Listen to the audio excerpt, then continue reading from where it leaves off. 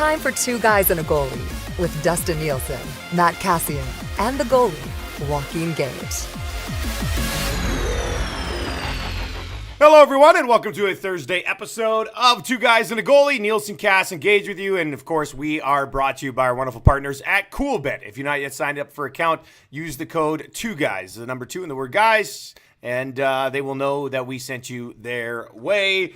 And lots of football to bet on right now at CoolBet. And, of course, more hockey up. And, of course, if you want to bet on World Juniors, because why wouldn't you? You can bet on World Juniors there as well. They've had some special World Junior bets along the way, and I'm sure they'll have more for those Team Canada games. Boys, what's up? How you doing today? I'm good, Dusty. It's fired up today. I don't know why. Really? That's nice. Yeah, it's That's weird. good. I'm usually don't have the engine rolling this early, but might be the coffee. I'm not sure. But it's going to be hot here today. So is it hot in Winnipeg? I don't know. I haven't been outside yet. I'll be honest with you guys. I got up like 45 minutes ago. I didn't go to bed till like 1 after a ridiculous travel day. And I still woke up naturally. My body wakes up. I look at the clock. It's like 5:30. I was like, you son of a bitch. And then then I fell back to sleep for like 5 more hours. So you guys are getting me on about 10 hours of sleep, which very rarely happens. So I hope you're ready for some energy today, boys. I'm excited here. It's really good. Oh, probably the hotel coffee, too. Well, yeah, no, tea. I'm not a coffee guy. Oh, you're doing tea. Yeah. No, for some reason I thought you were a coffee guy, but no, that's okay. No, don't touch this That's stuff. okay. It's gross.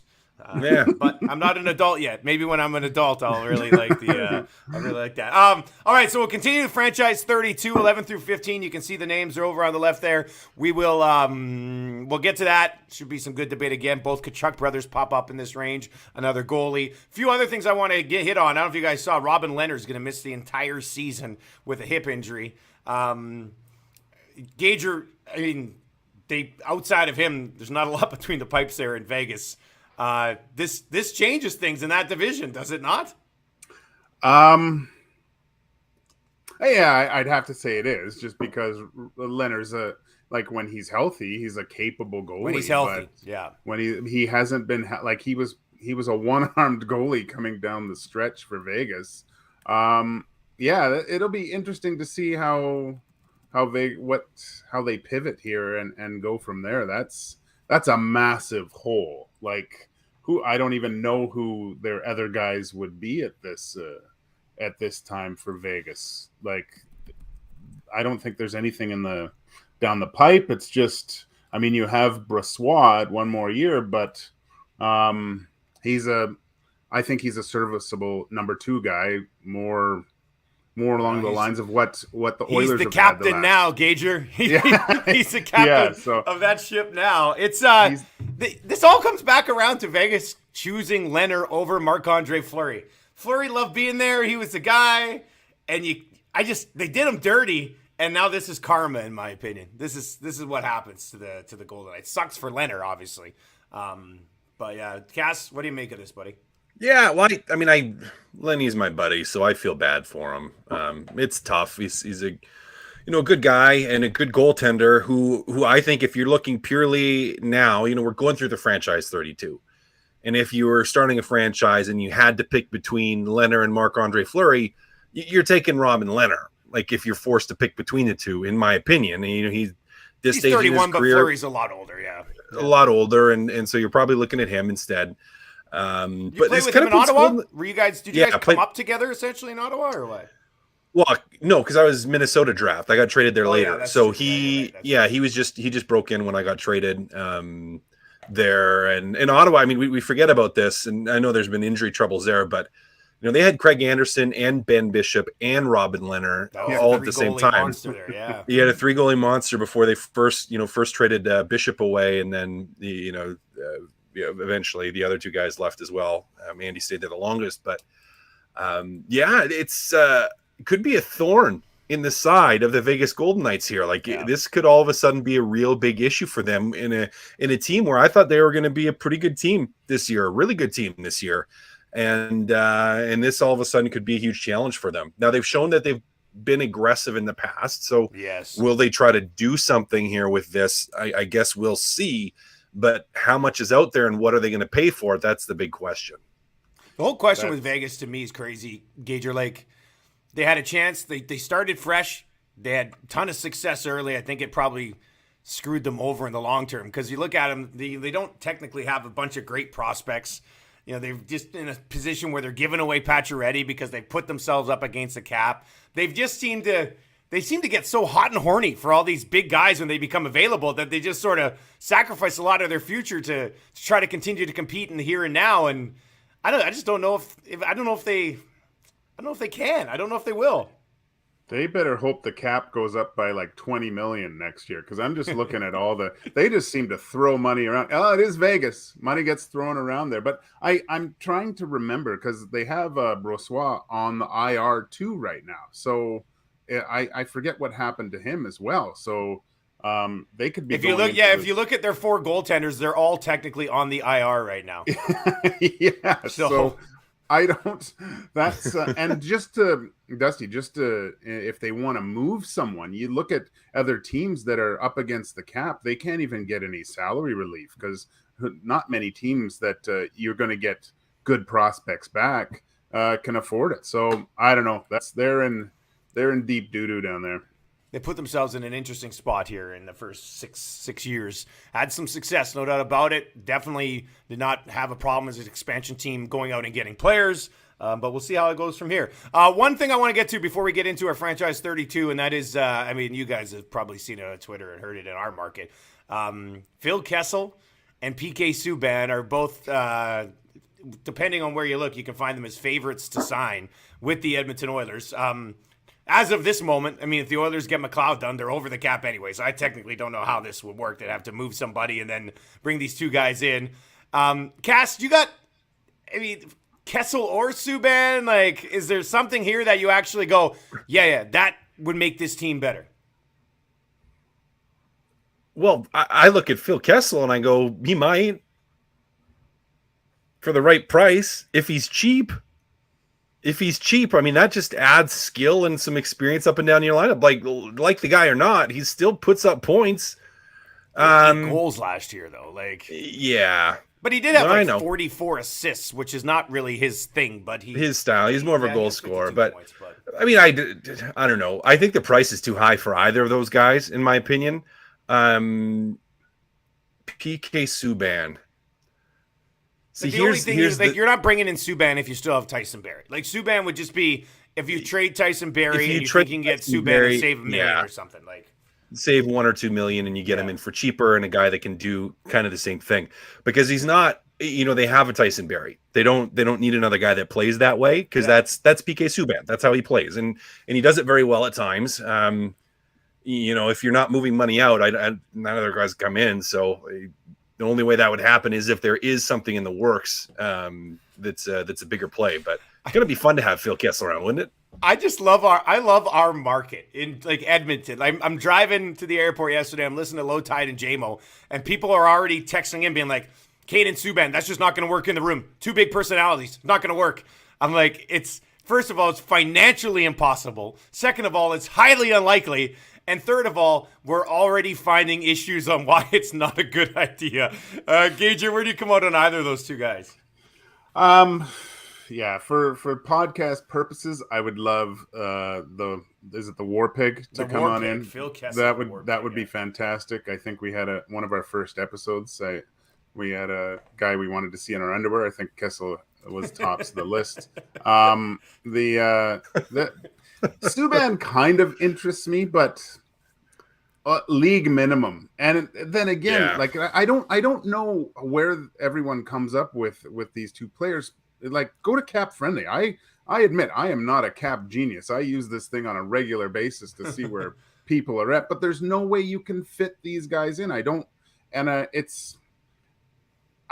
think adding Subban would be attractive just to have in Edmonton and have another serviceable D-man, but not for anything more than league minimum. That's it. 1 year league minimum.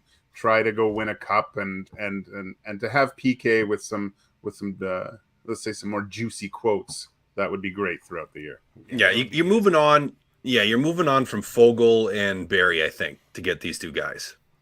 That really, I don't want to do that though. I don't want to do that. Do you want to do that? I'm just saying. Well, to get cap compliant, like you sign McLeod, you save a little bit of money by going to Kessel and Subban over top of Barry and Fogle, and that's maybe what you come away with. But then there's a question of what are you trading, Barry and Fogle for? Like who's taking them? Just at this point, essentially nothing because teams know you'd have to move them, right? Like it's yeah. So I don't know. I know everybody still wants things to happen, but I think the roster you see is basically the roster you're going to get to start the year with, of course, Chris Russell on a PTO, and then he'll earn a contract and be the number 70 man again. I think that's probably how it ends up working out. All right, let's get into the franchise 32. Once again, Two Guys and a Goalie is brought to you by CoolBet.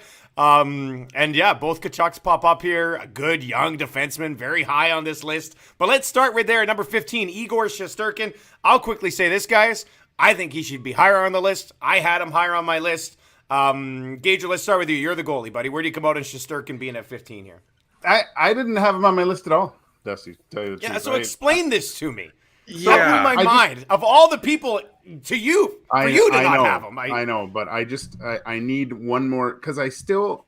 Here's you my had Demko theory. Halfway up your list, Gager, and yeah, you didn't but have there's more experience there, and seeing what he has made and Shasturkin has done this too to an extent, but Demko makes the Vancouver Canucks a better team, and that's the mark of a really good goalie. And Shasturkin, I still think that he lands in that kind of area where. Yes, he was the number one goalie, but there was still at the start of the year you didn't know typically who was going to take over that role, and he took it and ran with it. But now the pressure comes with he's the bona fide number one goalie, the Rangers guy, the heir apparent to Henrik Lundqvist. In that, I want to see how he does this year going into the year, knowing that he's the man, he's got the ball. Let's see what he does with it. If he can perform at that. Then I can say, you know what, this is the guy I want to start my team around. But I need another season. I'm sorry to say. I just sometimes I look at some goalies. You look at Jose Theodore came out and just lit the world on fire and went right into the pooper. You look at like Jim Carrey. I remember he was winning everything, and then but he had that one amazing year. Jim Carrey. I played against him in the minors. He was just a brick wall. It was a joke. And then he goes and wins the Calder and the Vezina in the NHL after the American League season, where he won Best Goalie and Rookie of the Year in that one too. So the timing of that was perfect because he was the net detective as Jim Carrey, which is just I mean we just don't get things like that anymore. Like that was it was great. It was the awesome. Best. And then signed a big deal and retired. Love it. Perfect. Cash, you were pretty high on Shasturkin, were you not? Yeah, I had him 10th. I think he's 10th. Okay, let me double check. He's either 10th or 11th. I had him like 8th or 9th, to be honest with you. No, I had him 9th. Sorry, that's where I had him. Yeah, I had him 9th. He was the highest goalie on my list, and that based on age and what I think the capability is, because I'm like he's still young, a lot of future in front of him. Loved what he did this playoffs, and think he's just going to bring more of it. So I had him high up there. I get where there could be some hesitation, and that is a flash in the pan thing because we have seen goalies do that in the past. However, just that franchise goalie, I don't know. I wouldn't have him in my top 5, but I'd kind of have him on the fringe of my top 10, where it's like, yeah, I would start looking at taking him if that's where I was selecting in a draft to pick franchise players. So to me, it makes sense. Goalie that can be a brick wall, that can win you a playoff series, that can win you games, and hopefully win you a cup. Gager, you not having Shasturkin on your list might have been the thing that surprised me most about this entire project. And you laid out your case. You need to see more of him. I get it. But he's played 100 games now, right on the nose, and he's got a .928 save percentage and a 2.31 goals against average. Like, I know. I guess there's the threat of the Theodores and the Jim Carreys and things like that, but I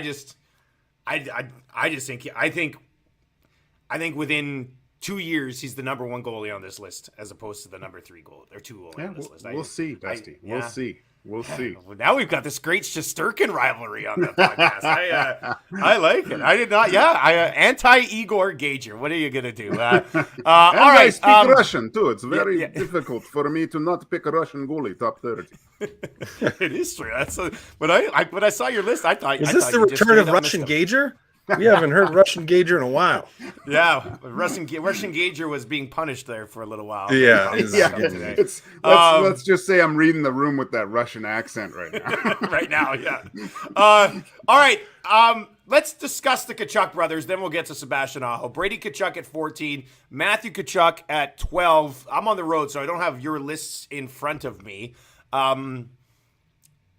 I'm thinking right now, if somebody came to me and said you can only start a franchise with one of the two Tkachuk brothers, which is what we're doing here, I think I'd probably take Brady. But Cass, let's start with you, man. Matt or Brady? 12 and 14. 100% Brady. 100% Brady. Is that the Tkachuk, two guys and a goalie guy talking, or is that the Ottawa Senators alumni talking? No, that's the two guys and a goalie. 100% Brady. And the reason is this. Matthew Tkachuk, and I think he's going to do great in Florida.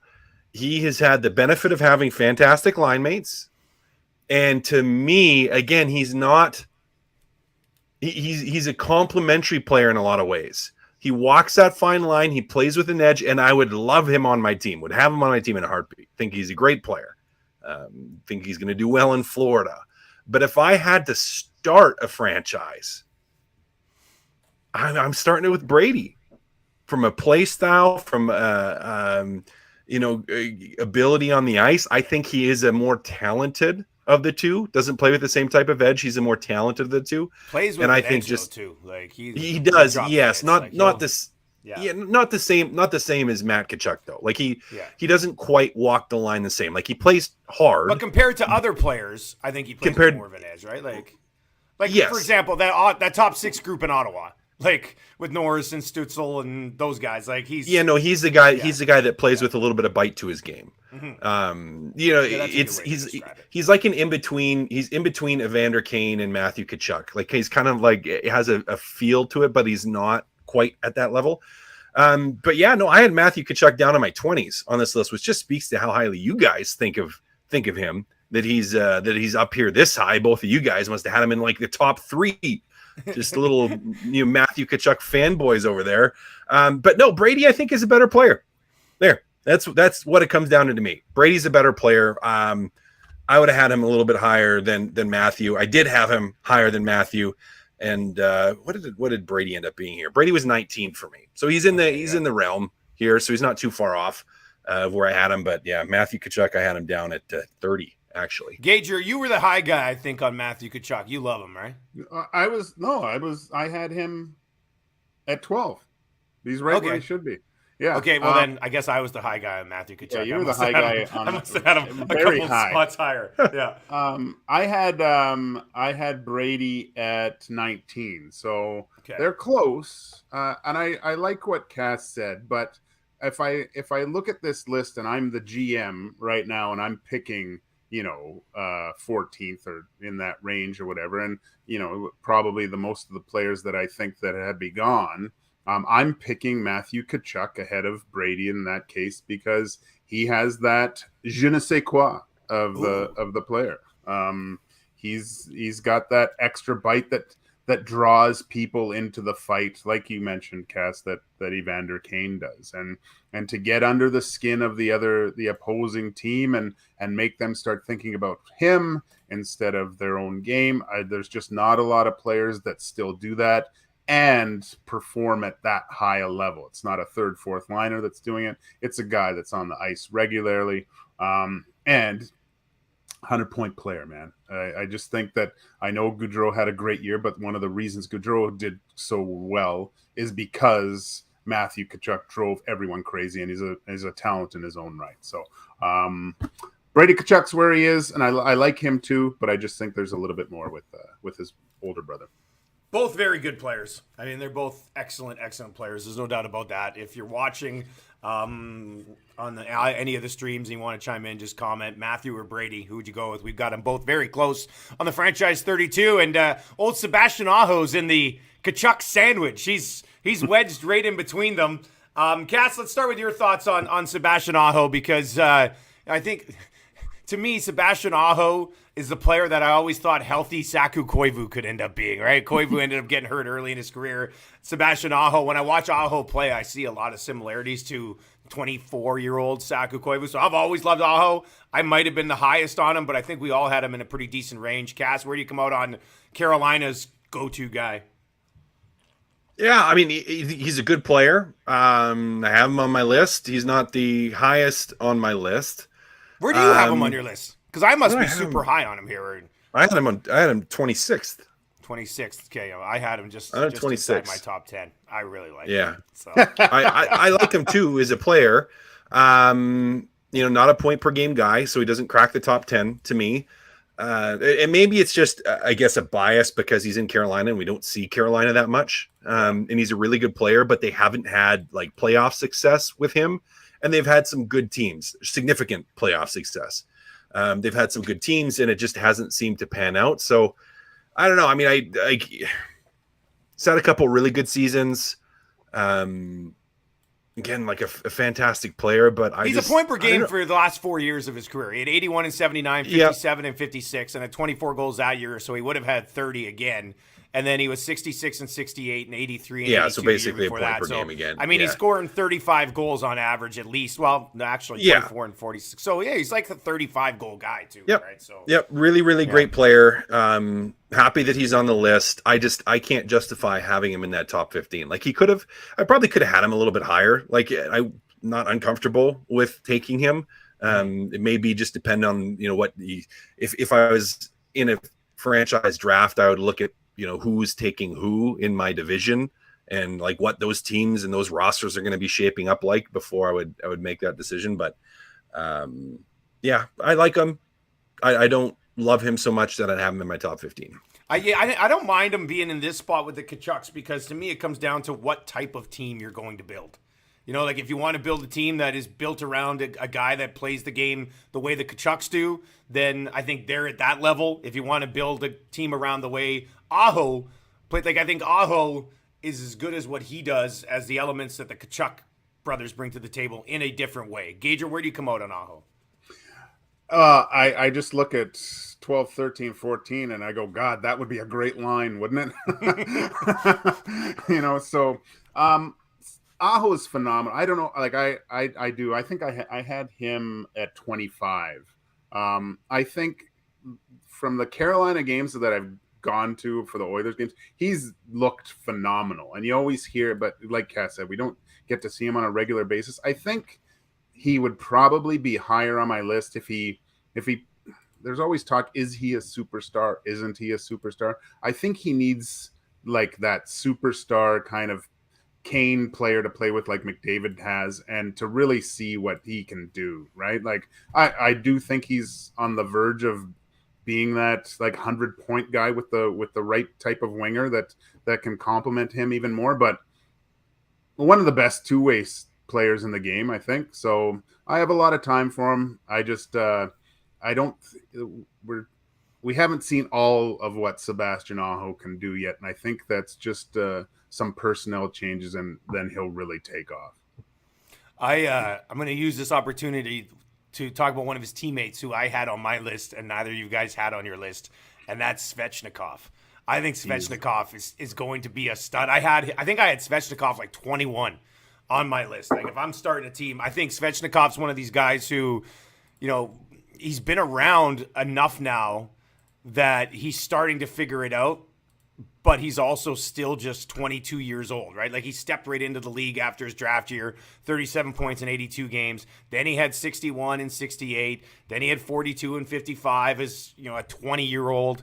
And then, as a 21-year-old, he put up 69 points in 78 games and 30 goals. I've always imagined since the minute they drafted Svechnikov that he ended up becoming that bona fide number one star for Carolina that they've kind of lacked along the way, and then Aho can slide into that role, Gager, that you think maybe he's better suited for. So I'll say this, I was a little sad when Svechnikov didn't pop up on any other lists, but I understand. I also just traded for him in one of my simulation hockey leagues, and I gave up Jesse Puljujarvi in the deal to get it done. That's how much I like Svechnikov, boys.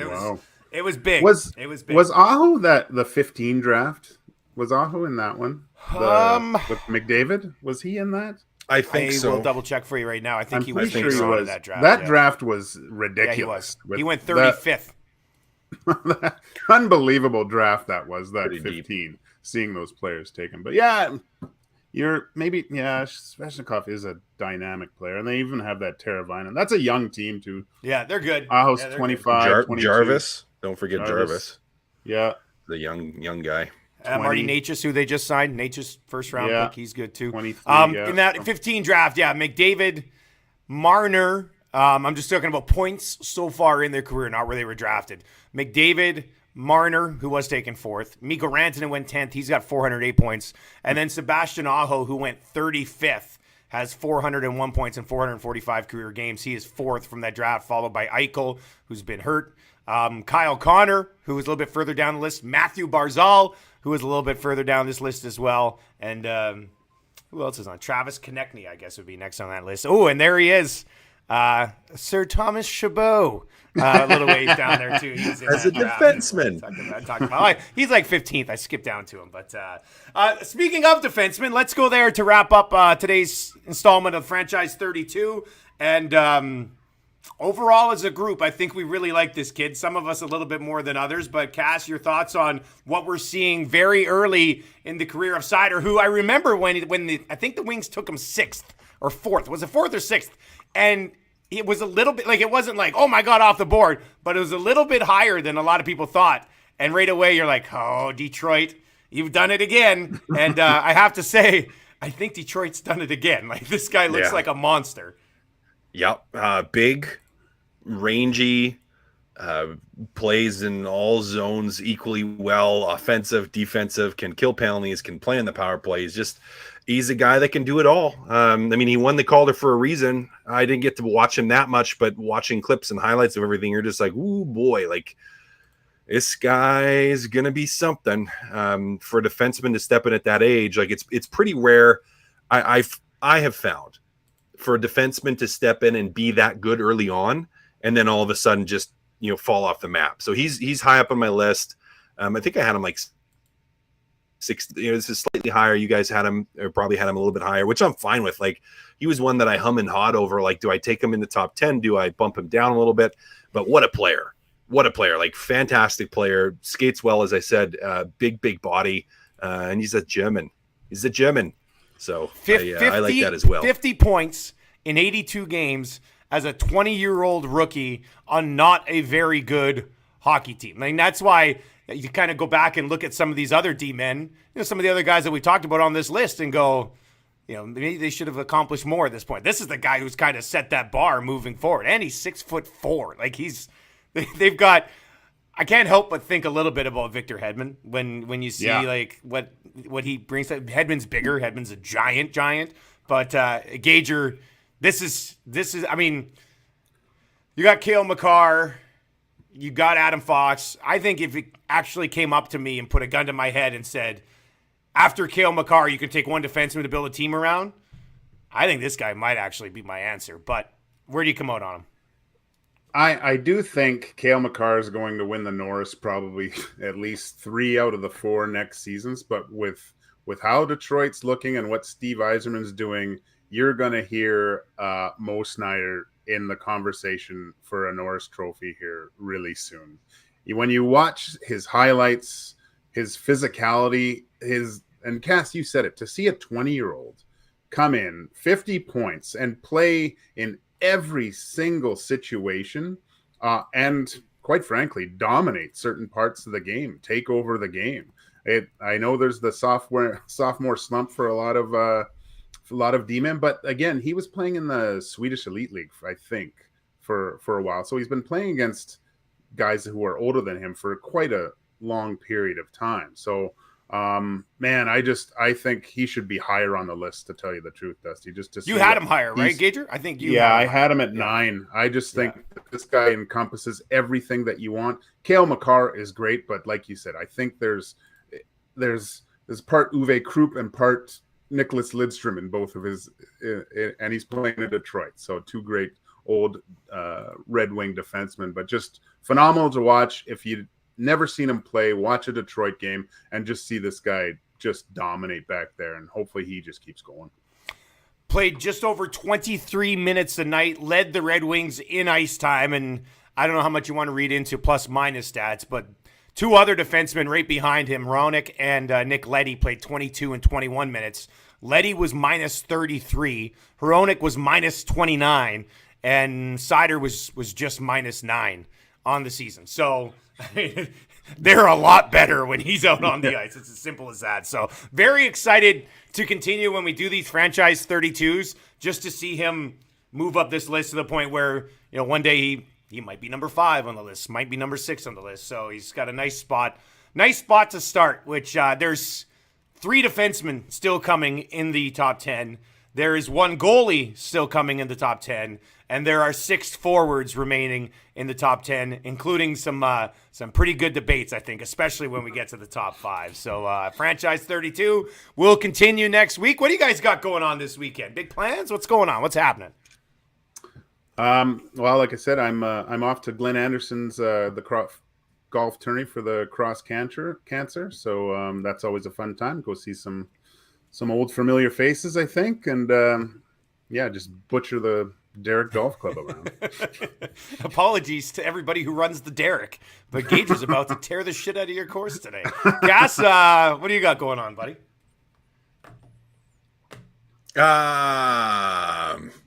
Probably gonna check out a little bit of the World Juniors here in the city, so might watch some of that, and then I might go out for a day or two to the cabin.